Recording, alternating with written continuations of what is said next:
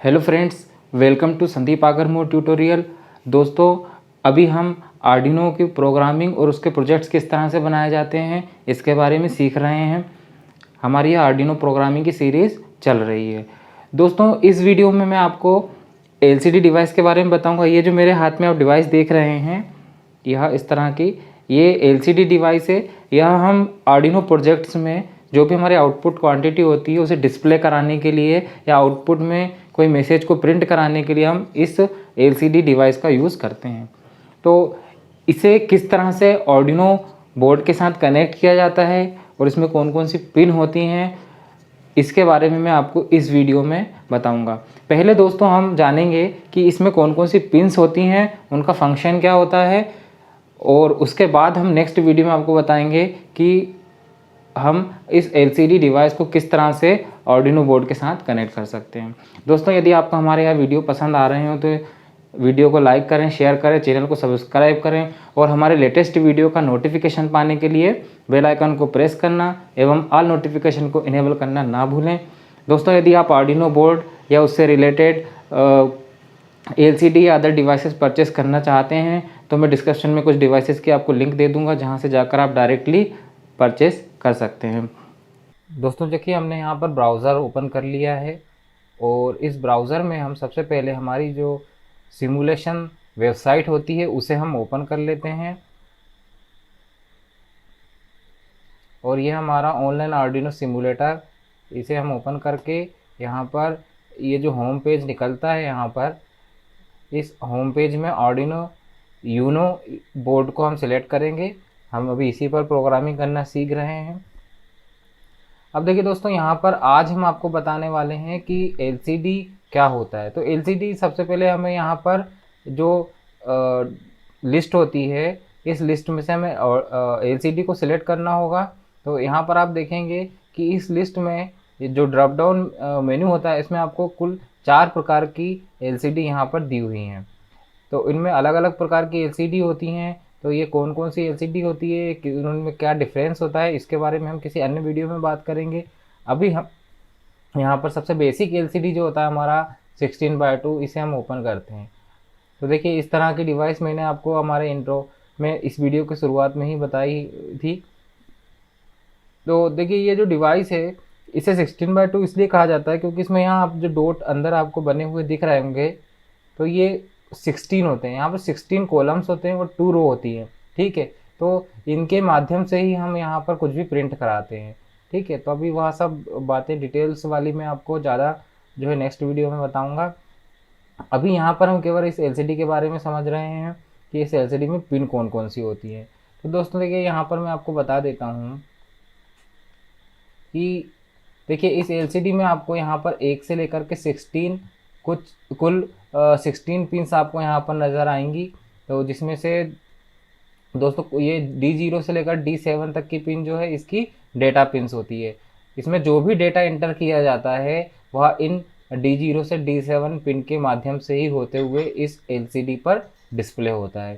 ठीक है, तो इस एलसीडी में कुल 8 पिन्स हो गई हैं। इसे हम जो स्टार्ट करते हैं नामांकन करना हुआ D0 से स्टार्ट करते हैं और D7 कुल 8 इसमें डेटा पिन्स होती हैं। अब देखिए हम एक एक करके हम यहाँ से स्टार्ट करते हैं लेफ़्ट साइड से और आपको सभी पिन्स को एक्सप्लेन करते हैं।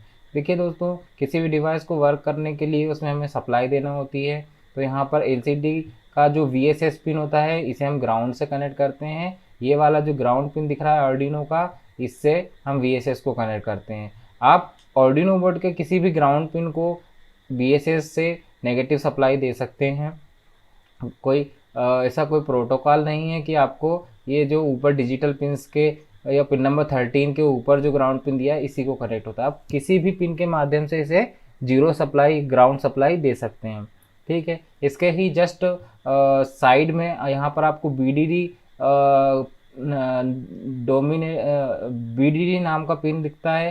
तो इस VDD पिन को हमें +5 वोल्ट सप्लाई देनी होती है। इसे आप जो आर्डिनो में जो पावर सप्लाई होती है, ये देखें आप आर्डिनो में जो ये 5 वोल्ट की सप्लाई होती है, ये यहाँ पर इसे आप कनेक्ट कर सकते हैं या चाहे तो आप इसे जो है 3.3 वोल्ट से भी कनेक्ट कर सकते हैं। तो हम इसे यहाँ पर जनरली 5 वोल्ट की सप्लाई देते हैं। इसके बाद दोस्तों यहाँ पर आप देखें कि इसके जस्ट बगल में ये V0 पिन होती है। इस V0 पिन का काम होता है कि इस LCD के कॉन्ट्रास्ट को एडजस्ट करने के लिए, ठीक है, इस LCD के कॉन्ट्रास्ट को एडजस्ट करने के लिए हमें V0 पर पहुंच रहे वोल्टेज को कंट्रोल करना होता है। तो इसके लिए हम जनरली क्या करते हैं कि यहाँ पर ये जो V0 पिन है, इस V0 पिन को हम 5 वोल्ट सप्लाई से कनेक्ट करते हैं, लेकिन इसके लिए हम इसे पहले पोटेंशियोमीटर के थ्रू सप्लाई देते हैं। ठीक है, 5 वोल्ट की सप्लाई को पोटेंशियोमीटर में कनेक्ट किया जाएगा और पोटेंशियोमीटर के आउटपुट को V0 में कनेक्ट किया जाएगा। इस तरह से V0 पर पहुंच रहे वोल्टेज को कंट्रोल करके आप ये जो LCD है, इस LCD के कॉन्ट्रास्ट को कंट्रोल कर सकते हैं। फिर इसके बाद यहाँ पर आप देखेंगे कि V0 के जस्ट बगल में जो नेक्स्ट पिन होता है वो होता है RS। ये रजिस्टर सिलेक्ट पिन होता है दोस्तों। इस पिन जो माइक्रो कंट्रोल, ये जो LCD होता है, इस LCD में अपना खुद का बिल्ट इन माइक्रो कंट्रोलर होता है, जिसमें उसके अपने रजिस्टर ALU इस तरह की डिवाइसेस होती हैं। तो आप केवल इतना ध्यान रखें कि ये रजिस्टर सिलेक्ट होता है और इसे हम पिन किसी भी डिजिटल पिन से कनेक्ट करना होता है। ठीक है, तो ये एक इंटरफेसिंग का काम होता है। इसे हम जब प्रोग्राम राइट करते हैं तो ये LCD ही अपने आप, ये जो बोर्ड होता है वो बोर्ड ही इस RS को ऑटोमेटिकली कंट्रोल करता रहता है। इस पिन को हमें केवल इतना करना होता है कि इसे एक पिन से इसे किसी भी डिजिटल पिन से कनेक्ट कर देना होता है और हमारे प्रोग्राम में बताना होता है कि RS पिन को हमने बोर्ड के किस पिन से कनेक्ट किया हुआ है। ठीक है, तो यहाँ पर आप ध्यान रखें कि ये रजिस्टर सिलेक्ट पिन है और इसे आर्डिनो के डिजिटल पिन से कनेक्ट करना होता है। किसी भी एक डिजिटल पिन से इसे हम कनेक्ट कर देते हैं। जितने भी प्रोग्राम आप राइट करेंगे और यदि आप उसमें LCD का इंटरफेसिंग करेंगे तो आप RS को किस पिन से कनेक्ट किया हुआ है उसके बारे में आप ज़रूर मेंशन करेंगे। यह किस तरह से करना है यह भी हम लोग अगले वीडियो में ही देखेंगे। दोस्तों देखिए, यहाँ पर ये होता है हमारा, इसके बाद में RW पिन। RW का मतलब होता है रीड एंड राइट। ठीक है, तो LCD को दो तरह से यूज़ किया जा सकता है। या तो इसमें कुछ वैल्यू राइट की जा सकती है, या यदि मान लीजिए पहले से हमने इसमें कोई वैल्यू राइट कर दी है तो उस वैल्यू को रीड करने के लिए भी हम LCD का यूज़ कर सकते हैं। मतलब इनपुट और आउटपुट दोनों प्रकार के डिवाइस के रूप में यह यूज़ हो सकता है। ठीक है, यदि मान लीजिए जैसे हमने सेंसर यूज़ किया है और सेंसर की वैल्यू को इसमें प्रिंट कर देते हैं। अब हम क्या करते हैं कि सेंसर की वैल्यू जो प्रिंट हो जाती है उस वैल्यू को रीड करेंगे और रीड करने के बाद जैसे मान लीजिए किसी मोटर को ऑपरेट करना है, तो इस तरह से ये LCD जो है इनपुट और आउटपुट दोनों डिवाइस के रूप में यूज़ हो सकता है। तो एक पर्टिकुलर टाइम में LCD किस मोड में यूज़ हो रहा है उसको सिलेक्ट करने के लिए आप रीड राइट टर्मिनल का यूज़ करते हैं।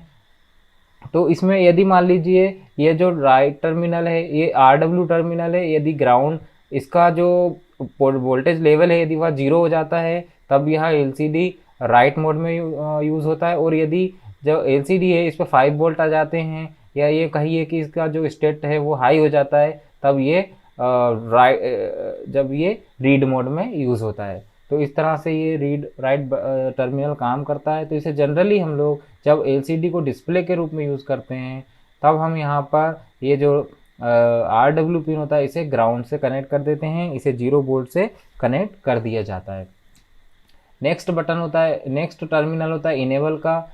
इनेबल टर्मिनल को दोस्तों आप ध्यान रखें, इसे किसी भी डिजिटल पिन से कनेक्ट करना होता है। जिस तरह से RS पिन का एक बिल्ट इन पिन होता है, इसका फंक्शन जो है वो बोर्ड के द्वारा ही कंट्रोल किया जाता है। इसी तरह से इनेबल पिन भी जो है वो डाटा ट्रांसफ़र के प्रोटोकॉल से रिलेटेड होता है। इसे केवल आपको प्रोग्रामिंग करके हमारे सॉफ्टवेयर में इस बोर्ड को बताना होता है कि इनेबल पिन को बोर्ड के किस पिन से कनेक्ट किया गया है, यूनो बोर्ड के किस पिन से इनेबल पिन जोड़ा गया है।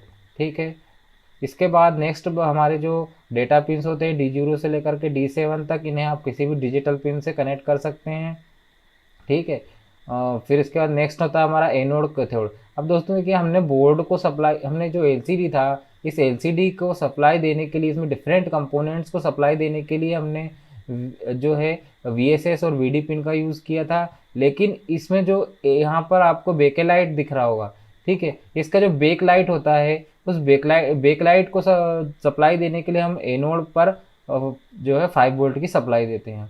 लेकिन यहाँ पर आप ध्यान रखें कि इस एनोड को 5 वोल्ट सप्लाई देने से पहले इसे आप 220 ओम का एक रजिस्टर ज़रूर कनेक्ट कर दें। कम से कम 220 ओम का रजिस्टर आपको इसमें कनेक्ट करना होता है, ठीक है। इसे आप 1 के से लेकर के 220 के तक के किलो ओम तक के रेजिस्टेंस की सहायता से 5 वोल्ट की सप्लाई दे सकते हैं, जिससे यह बेटर फंक्शन करता है, ठीक है। इसके बाद नेक्स्ट हमारा कैथोड का टर्मिनल होता है। उस कैथोड टर्मिनल एक नेगेटिव टर्मिनल होता है। इसे आप ग्राउंड के किसी भी पिन से कनेक्ट कर सकते हैं। बोर्ड में जितने भी ग्राउंड दिए हुए हैं उनमें से किसी भी एक पिन के साथ आप इसे कनेक्ट कर सकते हैं। दोस्तों एलसीडी डिस्प्ले में इतने ही पिन होते हैं और इनका फंक्शन भी मैंने आपको 1 बाय 1 समझा दिया है। यदि आपको इनमें से किसी भी पिन के फंक्शन को लेकर के कुछ कन्फ्यूज़न हो तो आप इस वीडियो को दोबारा से रिकैप करके देख सकते हैं, और यदि फिर भी आपको समझ में ना आए तो आप कमेंट करके अपने जो क्वेश्चन है वह हमसे पूछ भी सकते हैं। यदि आप आर्डिनो बोर्ड या एलसीडी डिवाइस को परचेज़ करना चाहते हैं तो अमेज़न की मैंने लिंक प्रोवाइड कर दी है डिस्क्रिप्शन में, जहां से आप डायरेक्टली जा करके और इन डिवाइसेस को परचेज़ कर सकते हैं। दोस्तों यदि आपको हमारे ये वीडियो पसंद आ रहे हो तो वीडियो को लाइक करें, शेयर करें, चैनल को सब्सक्राइब करें और हमारे लेटेस्ट वीडियो का नोटिफिकेशन पाने के लिए बेल आइकन को प्रेस करना एवं ऑल नोटिफिकेशन को इनेबल करना ना भूलें। Thanks for watching and don't forget to subscribe us.